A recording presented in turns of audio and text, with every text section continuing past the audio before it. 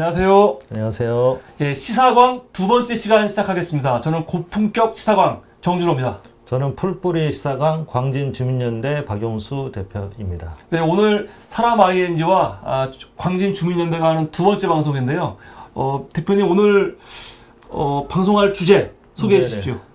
그것보다 첫 번째 방송에 대해서 저는 예. 재밌었어요. 저 지난주에요? 네. 지지난주. 지지난주네. 네. 예. 왜 그랬냐면 지금 녹화 방송입니다. 네.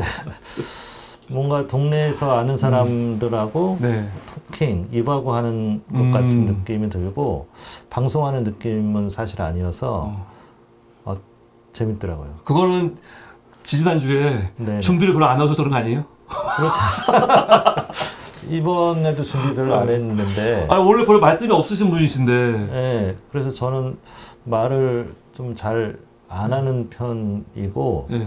또 말을 잘 할 줄 몰라서 조금 염려스러웠는데, 우리 정 대표께서 워낙 잘 진행해 주셨고, 또 우리 장희안 위원장님께서 너무 또 잘 해주시니까, 전 되게 즐거웠어요. 대표님 근데 말씀을 사람들하고 이게 대화 나누는 거를 좋아하세요? 안 좋아하실 것 같은데. 네, 일이니까 하는 거죠, 저는. 네. 그럼 지금도? 이 방송도? 근데 재밌었어요. 진짜 재밌었어요? 희한하게. 희한하네. 우리 아이시잖아요. 그 아이죠. 그죠. 그러니까. 제가 알고 있는데. 굉장히 유쾌합니다. 방송 보시는 분은 어떤지 모르겠지만, 우리는 저희 만족을 위해서 하고 있기 때문에 충분히 만족하는 방송이고요. 이제 오늘 세 번째 손님이죠. 네네. 오늘은 혹시 무연고 사망이라고 혹시 들어보셨어요? 무연고 사망. 조금 낯선 무연고 사망. 건데, 혼자 돌아가시는 거예요. 그러니까 죽은 다음에 발견되시는 거죠. 네. 그런데 무연고 사망하시는 분들 혹시 장례를 어떻게 치르시는지 혹시 아세요? 그거 생각 안 해봤습니다. 그러니까 그러니까 혼자 돌아가시면 바로 알지 못하고 2, 3일 후에나 발견되는데, 그럼 이 부패가 시작됐잖아요. 네. 그러면은 그것을 이제 사람이 죽었다라기보다는 그냥 시체라는 표현을 쓰고 방역 또는 화장 이렇게 행정적으로 가는 측면이 있는데 실제 이제 지역사회에서 살다가 혼자 돌아가신 거잖아요. 고독사 하시는 분도 많고. 그렇죠. 네. 그런데 더 충격적인 건 2022년에 우리 동네에서 광진구에서 38명이 그렇게 돌아갔어요. 한 해예요? 한 해에. 근데 그분에 대해서 장례를 어떻게 치렀는지를 잘 모르겠어요. 그래서 그 부분에 대해서 반가운 소식으로는 공영 장례라고 행정기관에서 장례를 치러주는 걸 지원하는 조례가 얼마 전에 제정돼서 그 부분에 대해서 좀 더 알아보려고 합니다. 오늘 모시는 분이? 네네네. 네, 그러면 우리 오늘 모시는 분 누구십니까? 오늘 모시는 분은 주민연대 회원이시기도 하고 한겨레 두레협동조합의 서울에 이사세요. 그래서 장례 쪽으로 또 사람의 죽음에 대해서 너무 애정과 관심 있어 하는 분입니다. 그분 키도 크시고 잘생겼고 성함은 본인이 직접 얘기할 수 있도록 하겠습니다. 네, 그러면 지금 모시겠습니다.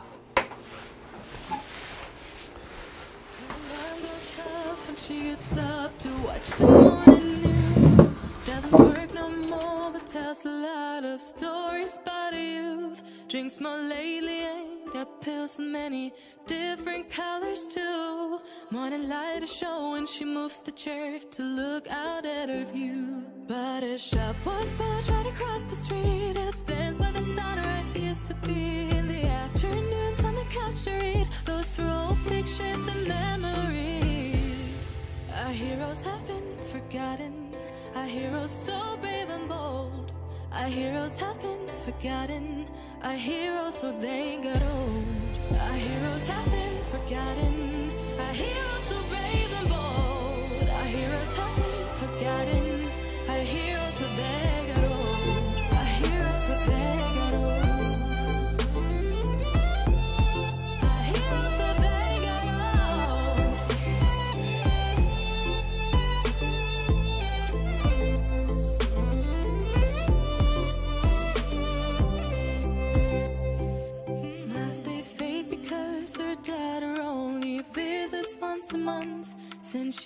had a family of her own. It's kept the two apart. Used to have so many visitors, but now the only one is the nurse that helps her move the chair to look out at the sun. But a shop was built right across the street, and it stands where the sunrise used to be. In the afternoons on the couch to read, goes through old pictures and memories. Our heroes have been forgotten. Our heroes so brave and bold. Our heroes have been forgotten. Our heroes so they go. Our heroes have been forgotten.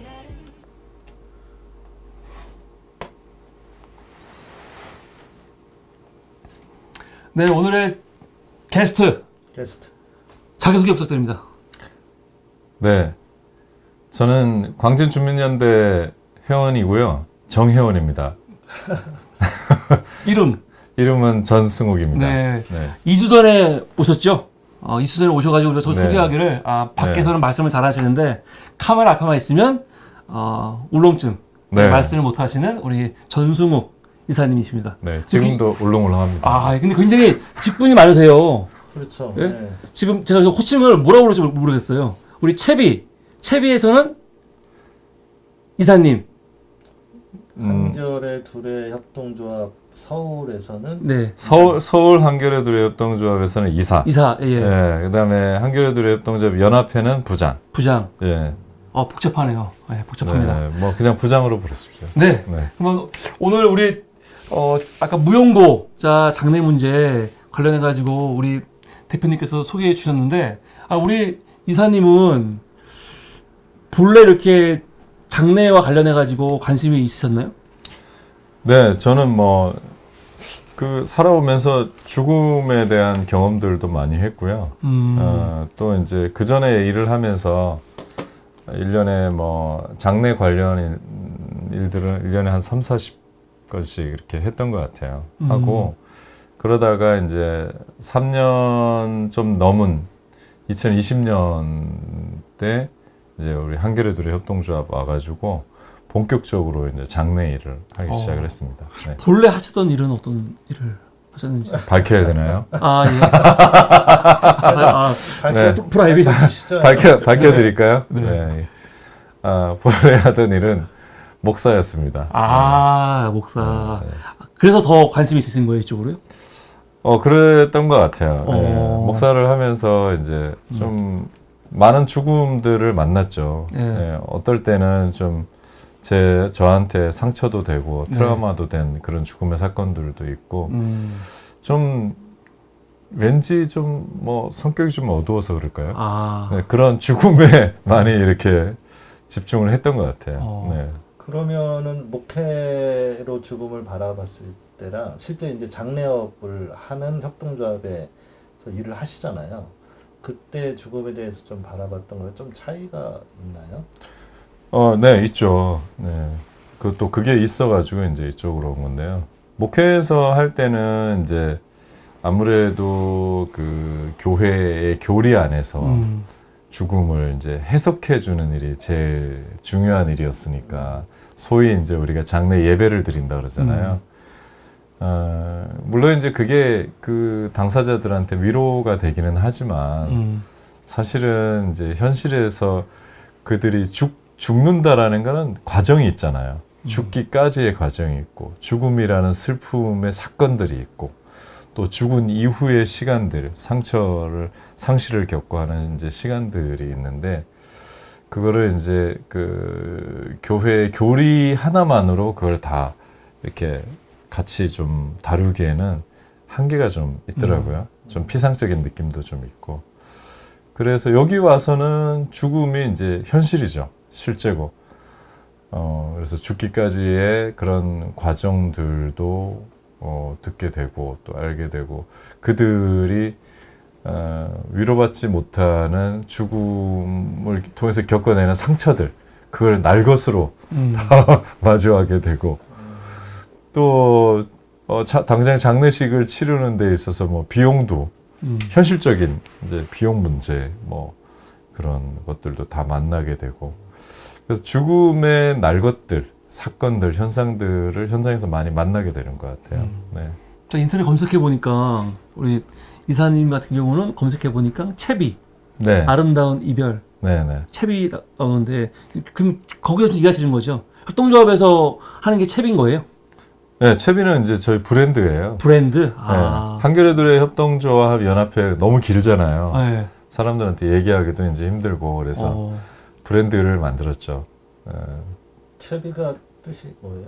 채비. 채비. 뭘 채? 떠날 준비를 하자. 아, 떠날 채비를 하자. 예. 네, 인터넷 검색하면 거의 뭐 낚시 광고가 먼저 뜨기는 하는데. 그러면 채비가 하는 일이 한마디로 상조 일 같은 거예요? 예, 상조 일입니다. 아, 상조예요? 예, 상조 일인데 저희는 뭐 이제 추모식도 하고요. 그러니까 지금 우리가 경험하고 있는 그런 상조에서 머무르지 않고 죽음을 종합적으로 그리고 존엄하게 또 고인의 삶을 아름답게 잘 만들어서 유족들이 잘 보낼 수 있는 그러한 이제 장례식 하고 그 외에 이제 죽는 과정, 준비 과정 그리고 죽음 이후의 상실 치유까지 저희가 다 욕심내서 하고 있는 거예요. 다 하고 있습니다. 근데 이제 보통 장례 사업하면 약간 사업성을 따져서 그냥 장례식을 빨리 결혼식 치르듯이 빨리 치르는 게 조금 일반적일 텐데 어떻게 그렇게 뭐 그런 죽음의 아픔까지 다 이렇게 챙겨가면서 이게 가능한가요?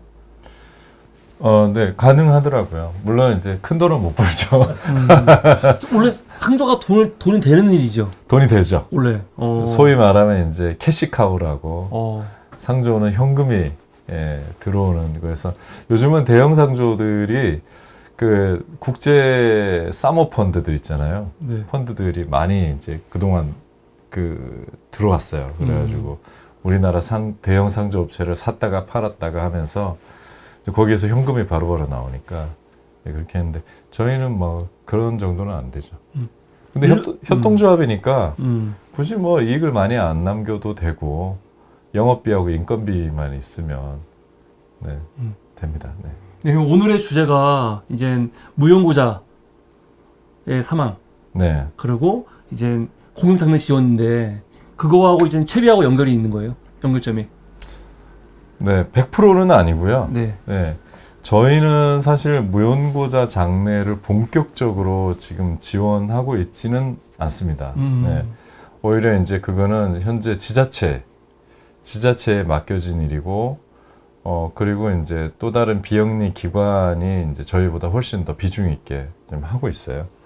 네, 다만 저희도 이제 그런 부분에 있어서 어느 정도의 역할들은 하고 있고, 또 할 준비도 돼 있으면서 그 장례 전반적인 제도와 또 그런 그 무연고자들이 좀 이왕이면 좀 아름답게 추모를 받고 돌아가실 수 있으면 좋겠다. 그리고 그것이 마을이었으면 좋겠다. 라는 주제를 가지고 또 여러 조직들하고 같이 좀 협업을 해 나가고 연구하고 있는 상황입니다. 네, 제가 오늘 방송 전에 우리 이사님께서 강의 찍으신 게 있더라고요. 네. 그 강의 봤는데 보고 놀랐는데 네. 무용고자의 죽음 관련해 갖고 저는 사실 생각을 안 해봤거든요. 가끔 방송에서 이제 고독사, 청년 고독사 혹은 이제 어르신들 고독사 문제만 생각했지 저분들이 그래서 앞으로 어떻게 장례를 치르는지 생각을 안 해봤었는데 처음 알았어요. 이렇게 고독사하시는 분이 많이 있다는 거 처음 알았고 네. 그분들을 특별한 장례 절차 없이 그냥 대부분 화장 네. 한다는 거잖아요. 근데 그런 거에 대해서 좀 문제 의식을 가지고 지금 이게 있는 거죠. 공영장례 지원이라는 게. 그렇죠. 그러니까 지금 이제 공영장례 지원 조례가 그래도 만들어진 지가 이제 한 8년 정도 됐죠. 예. 근데 이제 그거는 광역 단위에서 서울시나 경기도 이제 그렇게 되는데 그게 있기 전까지는 정말로 그 무연고자들은 처리되는 죽음이었어요. 아, 처리되는? 예. 그래서 사실 저 이제 이 지원 조례에도 자꾸 처리라는, 장사법에도 처리라는 단어를 쓰는 게 저는 좀 마음에 들지는 않아요. 아직 이제 그것까지는 고치지를 못했는데. 되게 중립적인 표현인가요? 언어가? 이게? 행정적인 표현인 것 행정적인 같아요. 표현. 예. 시체, 뭐 예. 사체를 처리한다 이런 표현. 뭐 그렇죠.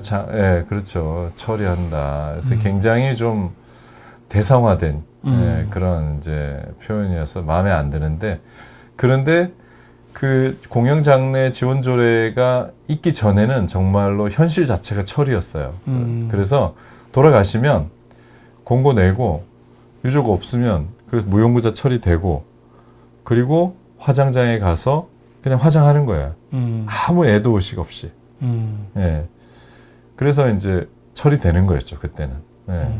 근데 이제 지원조례가 생기면서부터 이제 지자체에서 어느 정도 비용이 이제 나오면 사실 많지는 않아요. 그래서 지금 이제 그 갭이 뭐냐면, 상조업체들은 많은 이익을 거두려고 하거든요, 장례시장에서. 근데 이 지원조례에 의해서 지급되는 장제비는 사실 상조업체들이 만족할 만한 비용은 아니에요. 그래서 지금 서울시 같은 경우는 특정 한 업체가 이제 이거를 맡아서 진행을 하고는 있는데. 공공장례 지원을요? 예, 실행을. 그러니까 뭐 시신 염습하고 그다음에 화장장에 모시고 가서 이제 화장하고 하는 거를 맡고는 있는데, 이렇게 뭐 탐낼 만한 그런 저거는 아니에요. 이제. 제가 그냥 여쭤보는 건데, 이제 좀 담담하게 여쭤보는 거예요. 어차피 죽었는데 이 시신을 꼭 그렇게 뭐 우리가 모신다고 하잖아요. 모시고 네. 이렇게 뭐 장례를 해주고 그럴 필요가 있나요? 그냥 사람이 어차피 죽었는데 이게 의미가 있어요, 그렇게? 네, 뭐 그렇게 생각할 수도 있죠. 네. 예, 이제 모른다. 당사자는 모른다. 근데 이제 당사자는 모르지만 옆에서 지켜보는 사람들은 알죠. 그래서 우리가 그런 걸 한 적이 있어요. 그 종로구에 있는 쪽방촌에서 이제 그 쪽방촌 장례 지원을 이제 했을 때 무슨 일을 했냐면 빈소를 차렸어요. 그러니까 아까 말씀을 드렸지만 빈소 없이 그냥 처리가 됐잖아요, 그전에는. 근데 빈소를 차려서 애도를 했단 말이에요. 네. 그때 돌아가신 분은 모르겠죠, 본인이 애도를 받는지 어떤지. 근데 쪽방촌에 함께 살고 있던 분 중에 몇 분은 이렇게 얘기했어요. 너무 감사하다. 우리는 죽으면 그저 그렇게 처리되고 화장장에 내던져져서 불태워주고 끝나라고만 생각을 했는데, 오늘 이 친구가 애도받는 모습을 보니까 나도 마지막을 그렇게 갈 수 있겠다라는 생각이 들고 굉장히 깊은 위로를 받았다. 그러니까 그런 마지막에 대한 위로가 우리 1인 가구 장례 지원 조례에도 나와 있지만 삶의 질을 향상시키는 거거든요. 네. 우리가 이제 해보면 알아요. 내가 우리 대표님도 만약에 대표님이 어디에서 객사할 운명이다. 네. 아무도 모르는 상태에서 버려져서 죽을 것이다. 라고. 너무 뭐 예를 좀. 괜찮습니다. 죄송합니다. 제가 요즘 이렇게 말이 거칠어졌어요. 죄송합니다. 네, 괜찮습니다. 만약에 내 마지막이 그럴 거다라고 생각할 때와 내가 마지막에 사랑하는 가족들에게 둘러싸여서 편안하게 작별 인사를 받으면서 따뜻한 가운데 마지막을 맞이할 거다라고 생각했을 때 어떤 게 더 좋으세요?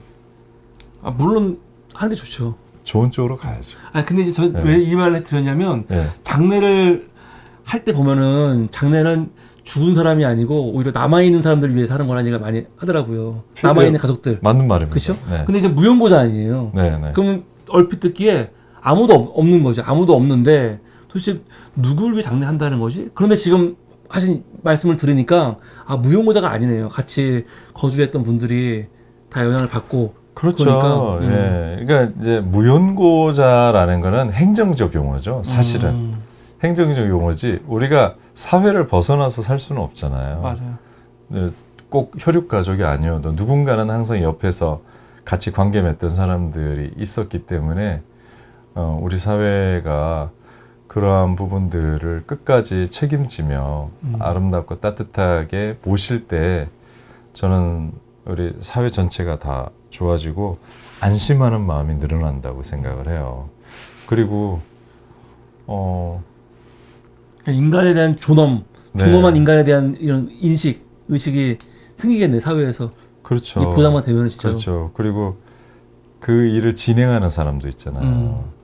다 어차피 우리 사회의 구성원이니까 내가 장례 지도사인데 이 사람 무용고자를 시신을 처리할 때하고 이 사람께 애도를 드리면서 할 때 이 사회 구성원으로서의 장례 지도사는 또 이 사람의 생각이 바뀌고 사회에 대한 기여도 바뀌고 그럴 거고 또 제일 중요한 거는 비록 당사자가 인지하지는 못하지만 사회 구성원으로서 가난했고 힘이 없었고 약했지만 그래도 사회를 떠받치는 하나의 축이었잖아요. 네. 존엄하게 보내드릴 필요가 있다고 생각해요. 근데 공영 장례 지원이 그렇게 애도하면서 고인을 보내드린 역할을 하고 있는 거예요? 네. 그래서 부분적으로. 부분적으로? 예. 그러니까 보통 우리가 그 돌아가시면은 장례식장에서 3일 빈소 차리잖아요. 네. 그러니까 그렇게까지는 안 되고 현재 이제 무용고사 하시는 분들은 그 벽제 승하원 있죠. 아니면은 이제 서울 같은 경우에 양재동에 있는 서울 화장장 이런데 그 간단히 빈소를 차릴 수 있게 돼 있어요. 그러니까 최소한이라도 애도를 하고 보내야겠다. 그걸 이제 나눔과 나눔이 그 비영리 단체인데 열심히 하고 있어요. 하고 있고 무연고자는 아닌데 연고는 있는데 수급자의 경우 저소득층 장례의 경우는 이제 지역에 있는 장례식장에 그래도 어느 정도라도 들어가서 유족들이 애도를 할 수 있도록 이제 공영장례 지원 조례에서 지원을 조금씩 서울 강력 단위에서도 해주고 자치구 단위에서도 해줘서 어느 정도 그걸 할 수 있도록 이제 해주는 거죠. 네. 지금 주민연대 유튜브에 올라와 있는 우리 이사님 강의를 보니까 제 강의 내용 중에 되게 인상 깊었던 게 그 어떤 어르신이 내가 죽으면은 장례를 치러달라 네. 했는데 그때 이제 그걸 못 해줘가지고 네. 그분은 근데 가족이 있는데 가족과 뭐 오랜 시간 단절되어 있는 분이었기 때문에 맡긴 건데 그게 안 된다고 하니까 되게 좀 마음이 안 좋았다 네. 하시는 게 있더라고요. 너무 죄송했어요. 그런 분들이 이런 공공장례 지원을 받을 수 있는 거예요? 네, 받을 수 요청하면? 있죠. 왜냐하면 이제 무연고 이렇게 그 처리가 되면 되는데 그건 뭐냐면 이제 가족이 시신을 포기하는 거예요. 아, 상속도 포기하고.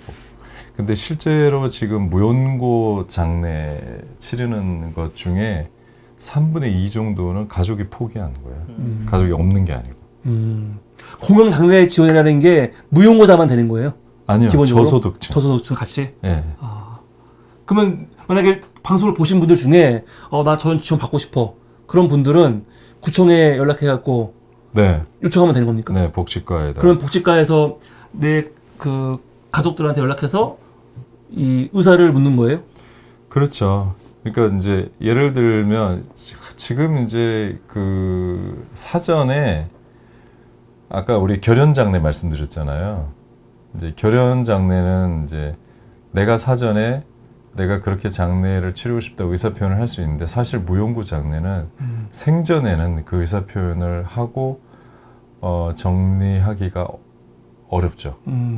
그건 돌아가신 다음에 행정이 판단하는 거죠. 아, 그러니까 내가 살아있을 때 나는 무용고 장례야 라고 할 수 있는 게 아니고 그냥 내가 그냥 임종을 했는데 아무도 없어요. 보니까 행정에서 보니까 아무도 없어요. 한 달 동안 고시를 냈는데 아무도 안 찾아와요. 그럼 한 달 후에 이분은 무용고자, 사망자다. 이렇게 판단을 내리는 거죠. 아, 그러면 살아있는 내가 선택할 수 있는 건 아니네요, 우선. 그게 제일 내가 우선 죽어야지 네, 되는 거네요. 그게 제일 큰 어려움이죠. 그게 좀, 네. 그런데 지금 이제 이 지원 조례에서 또는 장사법에서 이번에 그 새로 개정된 부분들을 보면 그 민법상의 유언장에 준하는 정도로 내 장례를 위임하면 그 사람에게 위탁할 수도 있다라는 항목이 들어가 있어요. 저도 이거 보고 이번에 좀 놀랬거든요. 그러면 위탁 받을 수 있는 사람의 어떤 자격이라든가, 네. 뭐 행정기관에서만 위탁을 받을 수 있다든가, 다른 개인은 안 된다든가, 뭐 이런 조항이 있나요? 아니면 그냥 위탁하고 싶은 사람한테 위탁할 할 수 있나요? 일단 지금 아까 이제 지원조례에서 보다시피 그 요양원장이나 예, 그러니까 돌보던 어떤 기관장, 그다음에 동장 같은 경우 이제 복지과가 있으니까 사회복지사가 계속 돌봤잖아요. 그런 경우는 상주가 유족이 될 수가 있죠. 연고자가. 근데 그분도 그냥 그러고 돌아가시는 거죠. 그러면 요양원에서 돌아가시면 그냥 요양원장이 연고자가 돼서 장례를 치를 수 있게 되는 건데, 근데 이제 주로 그 위임하는 것, 내가 살아있을 때 이 사람에게 내 장례를 위임을 하겠다라고 유언장을 쓰고 그걸 이제 공증을 받는 정도까지 하면 그에게 구청장이 장례를 위임할 수 있다라고 이제 아까 이제 조항에 나와 있더라고요. 그래서 그 정도 쉽지는 않은 작업인데, 네, 그 정도는 이제 할 수 있는 거죠. 저도 아까 우리 이사님께서 본인의 전직을 밝히기가 꺼려 하셨는데, 저도 미등록 이 목회자이거든요. 등록이 안 돼. 아, 네. 면직된. 네. 근데 면직되기 전에는 꽤 큰 교회에서 일을 했는데, 제가 맡은 부서가 할머니들 부서였어요. 70대 이상 할머니들. 그 장례가 굉장히 많았어요.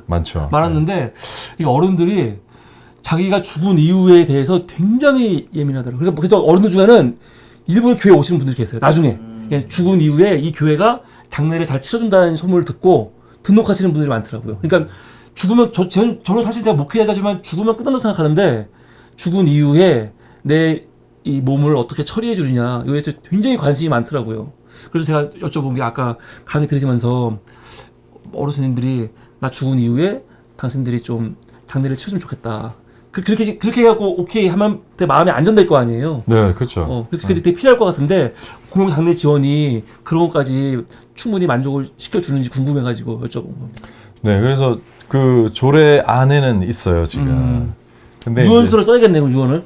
뭐 어느 정도의 그 공증이 필요한 신뢰성이 있는 그런 이제 작업들을 좀 거쳐야 네, 될 것 같아요. 대신에 이제 아무한테나 그거를 맡길 수는 없고, 거기에 보면 조건이 주로 돌보던 분, 장기간 지속적으로 돌보던 사람에게 위임할 수 있다. 이렇게 이제 돼 있거든요. 그래서 제가 볼 때는 교회가 너무 좋을 것 같아요.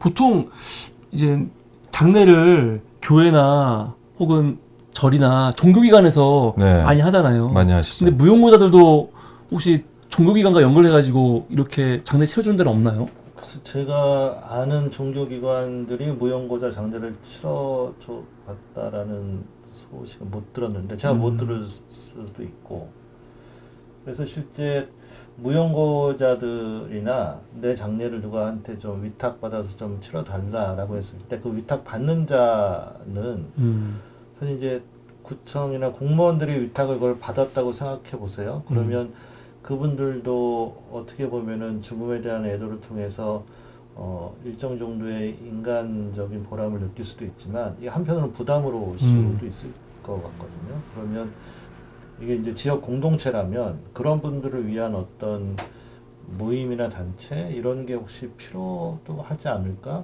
이런 생각이 들긴 하는데, 그러니까 안전하고 정말 편안하게 믿고 위임할 수 있는 곳, 그리고 위임받는 것도 그걸 뜻깊게 받아서 할 수 있는 곳, 이런 사례가 혹시 있나요? 우리 동네는 아직 광증은 아직 없는 것 같아요. 네, 우리나라는 아직 이제 그런 사례는 없고요. 일본에 있습니다.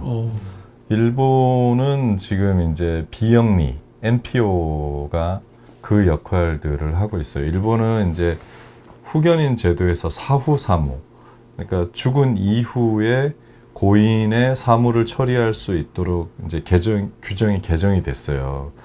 그래가지고 NPO가 어떻게 하냐면, 이제 장례를 위탁받을 수 있고, 그 장례비도 미리 지급받을 수 있고, 관리해서, 그리고 장례를 치를 수 있고, 장례 마무리까지 다 할 수가 있고, 그리고 그 비용은 이제 뭐 금융기관하고 또 국가기관하고 이렇게 해서 서로 이렇게 견제하면서 서로 모니터링하면서 그걸 진행할 수 있도록 구조가 잘 짜여져 있어요.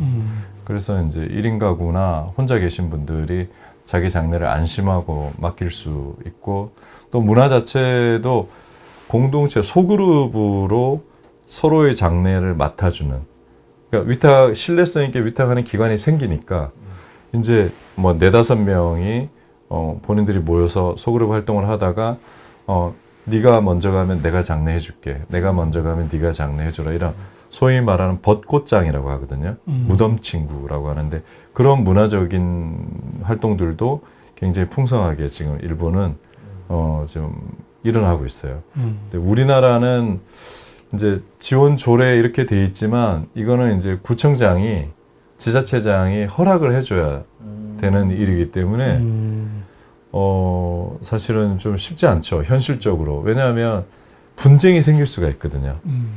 그러니까 무연고자 저희가 이제 사례를 대하면서 가장 어려운 게 뭐냐면, 뭐 예를 들어서 어떤 어르신이, 나는 자녀들이 있지만 헤어져 산 지가 20년이 넘었고 교류하지 않는다, 그래서 내 장례를 맡기고 싶다라고 했을 때 어려운 한 가지 이유가 뭐냐면, 돌아가시잖아요. 네. 혈육이 나타나요. 나타나서 고인의 뜻과는 상관없이 가족이 그 장례를 주관을 해요. 어떤 방식으로든. 그러면 거기에 대해서는 혈육이 가장 큰 우선권이 있기 때문에 어떤 식으로든 뭐 손을 댈 수가 없죠. 네. 그러면 다행 아니에요? 혈육이 나타나서 장례를 한다는 거는? 근데 이제 애매한 스탠스에 남아있는 경우 혈육들도 많아요. 예, 내가 혈육이니까 어떤 권리는 가지는데 처리는 그냥 그렇게 처리해요. 대부분 그렇게 돌아가시는 분들이 예를 들어서 형편이 좋으신 분들은 아니잖아요. 그렇죠. 어렵죠. 그러니까 그 자식들이 무슨 재산 때문에 그런 것도 아닐 거 아니에요. 뭐, 아니요, 남은 재산 그나마 그래요? 예, 그걸 가져가시려는 분도 있고, 어쨌든 혈육이 나타나면 제3자는 끼어들 여지가 없어요. 장례를 처리할 수가 없어요. 네. 우리나라의 경우인가요? 아니면 일본은 좀 다른가요? 아까 말씀하신 사례를 보면 지금 이제 그 혈육 때문에 이제 장례 위탁이 안 되는 건 우리나라고요. 네. 유언을 남겨도 안 되는 거예요? 그 부분까지는 이제 유언장을 뭐 쓰면 가능은 하겠지만, 근데 우리나라 공공기관도 그 굉장히 예민한 문제이기 때문에 네.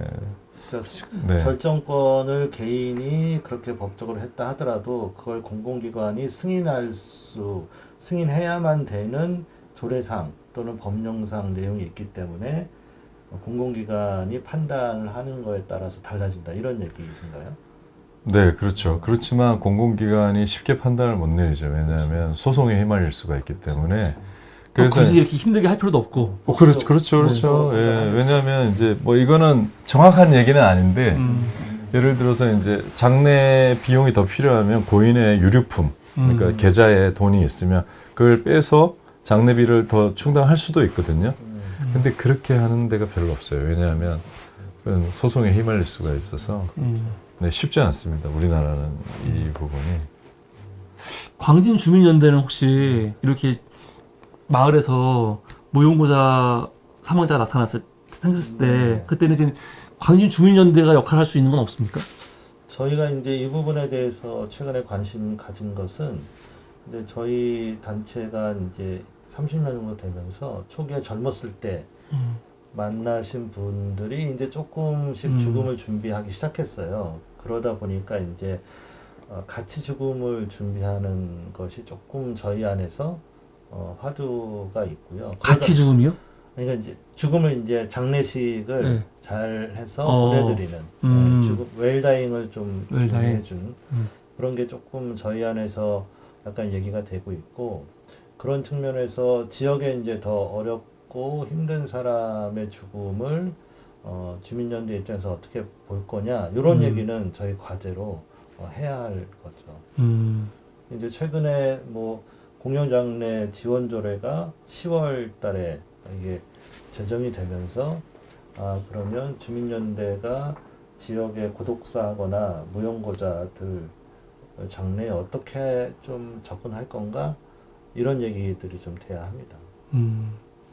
그럼 우리 이사님은 네. 이번에 광진구에서 통과된 이 조례에 대해서는 대만족하시는 겁니까? 네. 그동안의 이제 상황에 비춰봤을 때는 굉장히 발전된 네, 상황인데 문제는 이제 이게 실행이 돼야죠. 네, 근데 실행이 되려면 자발적인 주민조직 활동이 제가 볼 때는 가장 핵심이 아닐까. 그러니까 아까 이제 그 사례에서도 몇몇 지자체의 사례가 있었지만 공공이 주도해서 끌어갔던 데는 지속하지 않더라고요.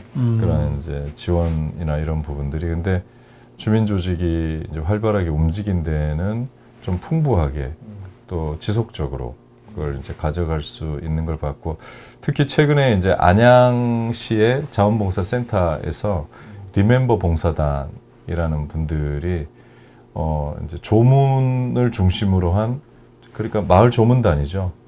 그러나 이제 조문만 하지 않고 그 외에 임종기에 있는 분들을 돌보는 일도 좀 하고 또 가서 장래에 필요한 일들 봉사도 좀 하고 이렇게 이제 조금씩 더 하시더라고요. 근데 아직 뭐 올해는 안 돼서 그 정도 수준에 있지만 그래도 굉장히 활발하게 그러한 이제 마을 장례 지원, 특히 이제 무연고사 한 분들을 위해서 하는 걸 볼 때 저는 충분히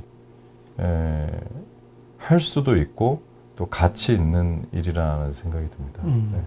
그러면 그런 자원 활동을 할 때 장례 지도사, 뭐 이런 자격증 이런 거가 없어도 뭐 어떤 자원 활동 할 수 있는? 예, 장례 지도사일 필요는 없고요. 그거는 이제 자원봉사 활동이니까. 물론 이제 이 안에서 약간의 이제 지원금이 나오는 사업들이 좀 있는데요.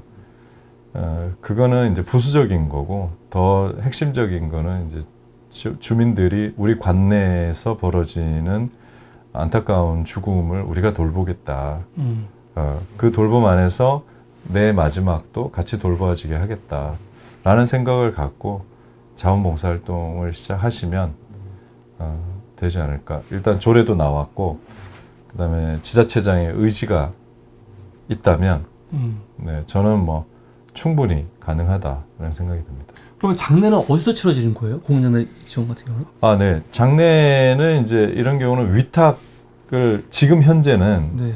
이제 위탁을 협약을 맺은 장례식장이 한두 군데 있더라고요. 보니까. 한두 군데. 네네. 왜 그러냐면 아무 장례식장이나 갈 수가 없는 게 장례식장들이 폭리가 심해요. 공영 장례 지원받아서 오는 장례인 걸 뻔히 알면서 네. 추가 요구도 하고 비싸게 받고 신경을 안 써요. 심지어는 뭐 국립병원 장례식장도 그럴 때가 있습니다. 제가 깜짝 놀랐습니다. 그래서. 절차는 일반적으로 똑같이 다 하는 거예요? 식사 나오고 뭐 이런 것들 있잖아요. 그거는 좀 다른 얘기죠. 그러니까 공영 장례 지원을 받아서 할 때는 최소한으로 합니다. 식사비는 제공하지 않습니다. 예. 그래서 딱 필요한 거 있죠. 안치비, 네. 그다음에 용품비, 수의하고 관하고, 그다음에 운구비, 차량, 그다음에 화장비, 뭐 이런 정도. 예. 그렇게 이제 해서 하고, 뭐 그 외에 기타 비용은 자부담이죠. 예. 그럼 화장 이후에는 어떻게 되는 거예요? 유골은? 네, 유골은 이제 화장이 되면 가족이 있으면 수급자, 저소득층 같은 경우는 시립 납골당이 있어요. 네. 그러니까 벽제, 우리가 이제 벽제라고 부르는 서울 시립승하원 같은 데 가도 있고 되게 저렴하죠. 저렴하고, 이제 양재 서울 화장장에도 있는데 요즘 이제 점점 자리가 없어지고 있어요. 남은 게 이제 많지 않고.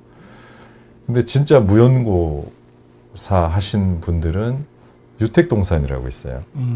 거기에 이제 뿌리, 이렇게 항아리가 있고, 거기에 이제 유골을 뿌려 드리죠. 그래서 그 항아리가 가득 차면 이제 빼서 그 유택동산 옆에 잔디밭이 있어요. 잔디밭에다가 한 번에 모셔서 잔디로 덮고 이제 또 빈 항아리를 놓고 뭐 그런 식으로 하죠. 아니 제가 있던 교회가 그 지방에 수양원인가 그런 게 있는 교회였어요. 어디인지 알겠어요. 근데 거기가 어떤 곳이냐면은 이 교인들은 굉장히 여력이 있는 교인들이거든요. 돈이 많은 교인들에도 불구하고 죽으면 다 거기 묻히길 바라는 거예요. 근데 그게 한 명 한 명 묻히는 게 아니고 온 교인들을 다 유골을 한꺼번에 모으는 거예요. 네. 그래서 뭐 이 뭐죠 이거 유골 산골 탑이 있어요. 네, 탑 같은데 그냥 같이 뿌리고 네. 그리고 날이 되면은 예를 들어서 뭐 추석이다 뭐 그런 날이 되잖아요. 그럼 교인들이 다 같이 동시에 가갖고 다 같이 동시에 여기서 뭐 예배 드리고 그렇게. 그러니까 유골 따로 모시지 않아. 오히려 지금 말씀하신 것처럼 그냥 한 번에 같은 장소에 네. 나중에 다 찾아나요 유골 그냥 버려요. 네. 저는 매우 좋다고 생각해요. 네. 그 지역에서 교회들이 그런 걸 좀 많이 만들어 주시면 좋을 것 같아요. 네. 제가 교회는 아니라서. 네. 그런 게 있더라고요. 그러니까 꼭 이게 돈이 없는 분들이기 때문에 유골을 다 그냥 모아서 한 번에 처리하는 게 아니고 그렇게 하는 데들이 많이 있더라고요. 네, 요즘은 이제 아까라고 그랬대나? 그 이제 장례 선호도에 대한 그래프도 있지만 지지난주 강의. 지지난주 네. 강의에서 이제 납골당에 들어가고 싶은 분이 아직은 많지만 네. 수목장 하고 싶은 분이 계속 이제 올라오고 산골 그냥 뿌려서 납골당이든 무덤이든 안 만들고 싶다 하는 분들의 숫자도 점점점 올라오고 있어요. 네. 납골당이 너무 비싸고 그 다음에 그것도 기한이 20-30년밖에 안 되기 때문에 납골당이 한계가 좀 있습니다. 지금 오늘 우리가 말하고 있는 모든 그 논의의 핵심은 사실은 잘 사는 것만큼 잘 죽는 것, 웰다잉이 중요하다 그런 것 같은데. 네, 맞습니다. 생각을 안 해봤는데 정말 이게 중요한 것 같습니다. 말씀을 들으니까. 그리고 또 나만 문제가 아니고 좀 지금 우리 부모님 생각도 들기도 하고. 근데 부모님은 제가 챙기면 돼요. 근데 저는 자녀가 없거든요. 나는 나중에 어떡하지? 갑자기 그런 생각도 들기도 하고. 그러니까 진짜 이게 실존 나의 문제이기도 하네 생각이 갑자기 들었어요. 이게 특히 광진구가 1인 가구 비율이 점점 높아지고 있고 심지어 화양동은 1인 가구 비율이 70%예요. 물론 이제 다른 데로 이사도 가시겠지만 점점 1인 가구 비율이 높아지면서 실제 어떻게 죽을 것인가에 대한 또는 늙어가면서 내가 아프면 누가 챙겨주지? 또는 이제 죽을 텐데 이 부분에 대한 염려들이 다 있으실 것 같아요. 그래서 이 무연고자 사망과 장례와 관련돼서뿐만 아니라 이제 지역의 공동체가 혼자 남겨지신 분 또는 홀로인 분들이 어떻게 하면 웰다잉 할 수 있을까 이런 얘기들을 좀 더 하고 공동체가 그런 방향으로 좀 가야 되지 않을까 싶습니다. 그런 의미에서 마을 공동체가 좀 활성화가 됐으면 좋겠습니다. 혹시 마을 상폭에 뭐 이런 표현도 하시는 것 같은데 그런 얘기를 좀 더 구체적으로 한번 어떤 방식인지 또는 어떤 내용인지 한번 좀 설명이 가능하실까요? 네. 사실은 우리나라 장례 방식은 마을 상폭의 방식이었어요. 아주 오랫동안. 근데 이제 80년대에 일본의 상조 문화가 부산을 통해서 들어오면서 지금 같은 장례 방식으로 이제 바뀐 거거든요. 이것도 일제의 잔재군요. 네, 상조 업체가 점령을 한 거죠. 비즈니스 방식으로. 마을 상폭에는 이제 마을에서 협동으로 장례를 치르는 거예요. 그래서 상폭에 개원들이 있어요. 우리 옛날에 어머니들 반지계, 여행계 이런 거 하잖아요. 상폭에도 마찬가지로 장례를 위해서, 왜냐하면 장례에는 큰 비용과 노동력이 필요가 되기 때문에 장례를 위해서 돈을 모으고 평소에 그 다음에 장례에 쓰이는 집기류, 상여나 뭐 이런 것들도 같이 모아놨다가 어느 집에 장례가 벌어지면 장례비도 목돈으로 지원해주고 장례에 필요한 용구도 다 지원해주고 그 다음에 노동력도 지원해줘서 장례를 잘 치를 수 있도록 하면서 그 안에서 공동체의 유대가 끈끈해지죠. 그리고 전통적으로 상포계의 규약은 굉장히 엄격합니다. 예, 아마 모든 계 규약 중에 가장 엄격한 게 상포계 규약이었을 거예요. 그래서 그거를 우리가 이제 요즘은 그런 이제 얘기를 많이 했어요. 아파트로 살고 대도시에 살기 때문에 공동체 장례는 불가능하다. 이런 얘기를 이제 많이 하고 각자 도생, 각자 도사. 어쩔 수 없다. 이렇게 얘기를 하는데 저는 그렇게 생각하지 않습니다. 네, 그래서 지금도 할 수 있고 상포계는 마을에서 주민 모임이나 활성화된 주민 조직이 우리 마을의 장례를 어떻게 할지를 기획할 수 있고 그 다음에 공제 방식으로 상포 갯돈을 모을 수가 있습니다. 기금을 만들 수가 있고 그러면 이 주민 핵심이 된 상폭의 주민 조직이 마을 조문단도 운영할 수 있고 그 다음에 마을에 있는 추모 공간 장례식장에 들어가면 장례식장 업 하시는 분들은 죄송합니다. 장례식장에 들어가면은 비용이 몇백만 원대가 나오거든요. 예. 빚져요 그냥. 요즘같이 조문객도 안 오는데 들어가면 다 빚입니다. 근데 마을 공간을 잘 개발하면 적은 비용에 장례식장을 쓸 수가 있습니다. 그럼 마을 공간에서 장례식을 한다는 건가요? 그렇죠. 예. 요즘은 이제 저희가 해보니까 하루 빈소로 만족하시는 분들이 굉장히 많더라고요. 심지어는 무빈소도 굉장히 많습니다. 요즘 저희 장례 지도사 팀장들께 계속 듣고 있어요. 무빈소 요구가 점점 많아진다. 현장이 좀 그렇습니다. 무빈소가 뭐 빈소를 안 차리는 거죠. 아, 빈소라. 네, 부담된다는 거. 아니 그런데 이런 게 네. 허용이 돼요? 예를 들어서 제가 만약에 사고가 났어요. 그래서 내가 죽었어. 근데 나는 장례를 병원 같은 데 싣고 이 공간에서 하고 싶어요 만약에. 그럼 여기서 장례를 칠 수 있는 거예요? 칠 수 있죠. 그래요? 여건만 되면. 근데 반드시 검시를 받아야 돼요. 네, 그러니까 죽음에 대한 검시를 검사와 의사의 그러니까 경찰과 의사의 검시를 받고 그래서 보통은 이제 안치실에 다 모시죠. 시신을 밖에 보관하기는 좀 쉽지 않으니까. 그래서 그 안치실은 누구나 쓸 수 있어요. 하루에 평균 10만 원밖에 안 해요. 네. 네. 그렇게 하고 이제 애도식이나 추모식을 내가 좋아하는 원하는 공간에서 하루 빈소 또는 반나절 빈소만 차려서 하는 거죠. 조문객 수에 따라서.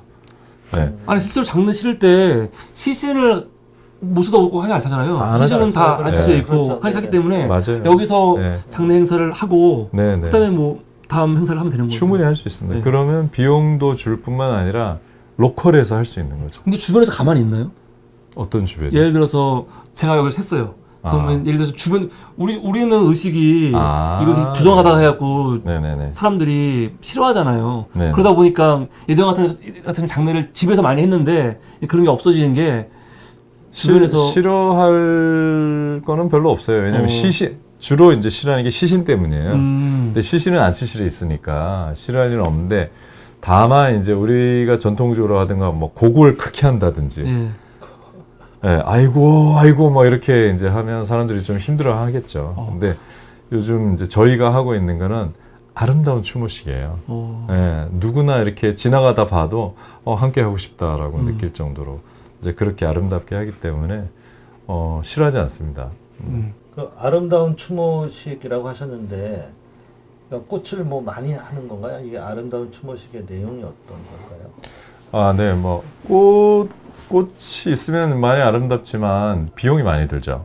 그러니까 아름다우면서 비용도 적정해야 되거든요. 그래서 이제 꽃은 저희가 하는 예를 들면 조화를 다 써요. 재단을 꾸미는 꽃은 다 이쁜 조화를 쓰는데 다 알고도 좋아합니다. 유족들이. 근데 아름다움의 핵심은 뭐냐면 고인의 삶을 여러 가지 형태로 끌어내서 그걸 같이 이제 정리하는 시간이 있어요. 고인의 생애사를 낭독하고 고인의 사진을 모아서 그 생애를 사진으로 영상으로 보고 그리고 이제 고인의 유품을 갖고 와서 고인과 함께 있었던 추억들을 나누는 거예요. 그때는 뭐 박수도 치고 웃기도 하고 장례식인데 그렇게 하고 노래도 부릅니다. 고인이 좋아했던 노래. 무슨 노래 좋아하세요? 저요? 다 좋아하죠. 그 자녀들이 엄마가 좋아하는 노래가 있다는 사실도 모르고 무슨 노래 좋아하는지 몰라요. 그런데 엄마가 좋아하는 노래 부르면서 엄마를 깊이 이제 기억하더라고요. 그 시간 너무 좋아요. 그리고 나서 작별 인사 시간이 있어요. 우리가 임종식 기 힘들잖아요. 작별 인사를 길게 하면 30분씩 합니다. 한 사람이? 아니요, 전체가 이제 다 나와서 하니까 이제 그거를 막 두서없이 하는 거예요. 근데 그 시간에 이제 다 쏟아놓는 거죠. 쏟아놓고 또 고인에 대한 삶을 정리해서 사랑하는 우리 엄마가 이렇게 사셨구나. 이게 아름다운 기억으로 남더라고요. 그래서 요걸 아름답다라고. 저도 알았으면 이렇게 했을 텐데 좀 네. 안타깝습니다. 네, 아직 기회가 있습니다. 아, 그렇군요. 네. 근데 다시 좀 고인장례 관련해서 돌아가면은 네. 이게 제가 생각했을 때는 딱 드는 생각이 그 주민자치센터에서 한 장소를 만들어서 여기를 뭐 평소에는 뭐 다른 용도로 쓰더라도 이렇게 장례가 있으면은 여기를 딱 그냥 고정된 장소로 해갖고 빈소처럼 만들어갖고 사용해도 되지 않을까. 저도 바라는 바입니다. 저도 꼭 그렇게 되기를 바랍니다. 예. 지역의 공영 공간, 네. 예. 그다음에 종교 공간, 예. 그런 공간들이면 충분히 추모식, 하루 빈소 또는 반나절 빈소 추모식을 할 수 있고 비용도 유족에게 굉장히 줄여줄 수 있습니다. 그렇죠. 예. 그러면 무연고사 하신 분이나 저소득층들이 추가 비용 부담 없이 그 지원 범위 안에서 충분히 장례를 아름답게 치를 수가 있죠. 네. 이거 하나도 안 어려울 것 같은데 이게 왜 안 될까? 안 어렵습니다. 인식이 어려운 거죠. 그리고 공공기관이 워낙 그 행정적이고 보수적이기 때문에 이런 사업이 있다 해서 이걸 딱 받을 수 있는 동장님이 계실지 잘 모르겠고 어떤 네. 동장님 혁신적으로 이걸 딱 한번 하면 저는 이제 좀 열릴 수 있다고 보거든요. 그래서 조례 근거가 있으니까 이 그렇죠. 조례에 따라서 네. 시범적으로 그렇게 한번 해보자 이런 제안을 또 해보고 이 조례를 김광산 의원께서 이제 발의하셨고 제정됐는데 그 의원님께 좀 이런 사례를 만들어 달라 이렇게 또 요청해서 한번 제안할 수도 있을 것 같습니다. 아니 이거를 강제 조항으로 할 수는 없는 거예요? 그러니까 주민자치단마다 의무적으로 이 공공기관을 만들어라, 비치해라. 지원조례에 넣으면 되죠. 그러니까 지원조례 그렇게 예, 지원조례를 개정을 해서 의무적으로. 공공기관은 무연고사 사망자에게 추모 공간으로 제공할 요청이 들어오면 제공할 의무가 있다. 제공해야 한다. 또는 제공해야 한다. 예를 들어서 건물 지을 때 예. 주차할 수 있는 공간이 그렇죠.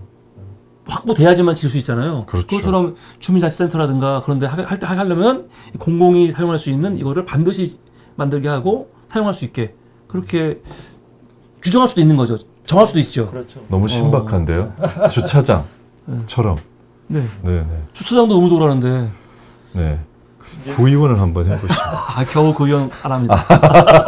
근데 이게 이제 합의되려면 조례가 사실 그 지역의 구성원들의 일정 정도의 통념으로 제정되는 경우가 많은데 이걸 좀 합의하려면 아까 얘기했던 마을 장례처럼 우리 옛날에는 마을에서 장례를 치렀고 이런 전통을 우리 지역의 자치회와 자치공동체들이 만들어가자 이런 약간의 인식들이 좀 생기면 좋을 텐데 이게 그냥 딱 제정되어 버리면 이건 또 동장과 공무원의 몫이야.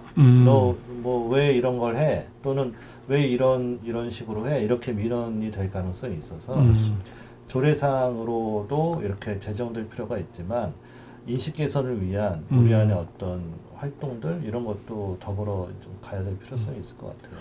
아니면 지역에 사실은 종교 기관들 중에 나름 굉장히 또 의식 있는 종교도 많거든요. 네. 그래서 예를 들면 만약 교회다. 꽤 큰 교회하고 이렇게 좀 협약을 해서 장례가 있으면 이 교회 이 특정 장소에서 이렇게 수시로 빈소를 마련할 수 있도록 장례를 칠 수 있도록 좀 하자. 이렇게 협약을 왜냐면 교회들 중에서도 지역사회와 함께하는 교회가 꽤 많거든요. 네. 그런 것도 괜찮을 것 같긴 한데. 너무 좋습니다. 꽤 많습니까?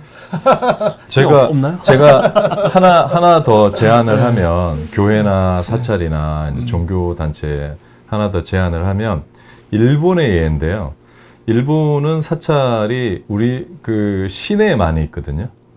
근데 사찰들이 추모 공간 업을 합니다. 네, 물론 비싸게는 안 하겠죠. 그 중에 아주 유명한 데가 루리덴이라는 사찰인데요. 거기에는 추모 공간을 LED로 만들어놨어요. 그래가지고 우리 낙골당 같은 공간을 그 안에 꾸며놨는데 그 낙골당 하나하나 칸칸마다 다 LED로 만들어서 그 빛의 향연이 굉장히 멋있습니다.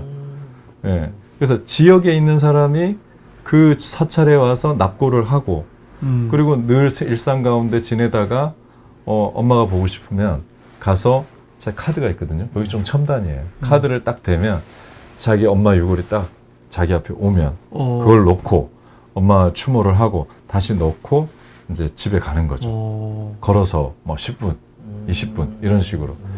그래서 우리 그 교회나 또 우리 사찰이나 충분히 이 부분은 사회적 경제 면에서도 또는 지역 사회를 위한 공헌 면에서도 충분히 할 수 있고 그 효용감은 굉장히 높아질 거다.